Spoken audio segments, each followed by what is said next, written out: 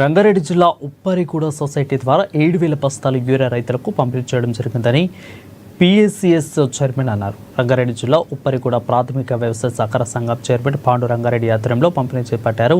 ఇక ఇప్పటి వరకు ఈ యొక్క సొసైటీ ద్వారా 7,000 బస్తాలు రైతులకు పంపిణీ చేయడం జరిగిందని అన్నారు. రానున్న రోజుల్లో రైతులకు సరిపడే యూరియా అందించే విధంగా సహకారం చేస్తామని తెలిపారు. ఇక ప్రభుత్వం ప్రత్యేక దృష్టి పెట్టి రైతులకు యూరియా కొరత లేకుండా అందించాలని ఆయన కోరారు.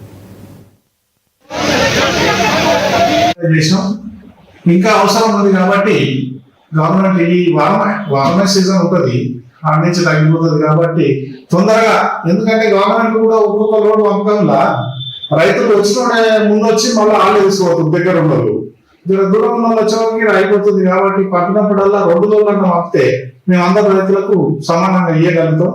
ఈ 10 రోజులు కష్టపడితే ఈ ప్రాబ్లం తీరిపోతుంది కాబట్టి ఈ వ్యవసాయ అధికారులకు కూడా జర ఈ సొసైటీకి ఎక్కువ పంపాలని కోరుతున్నాం.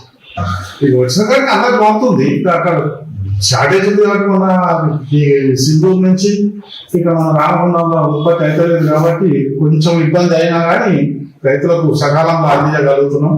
ఒక రోజు వాటితో దానికి ఏం ప్రాబ్లం ఉండకుండా చూస్తున్నామని చెప్తుంది. జర తొందర పంపితే మనం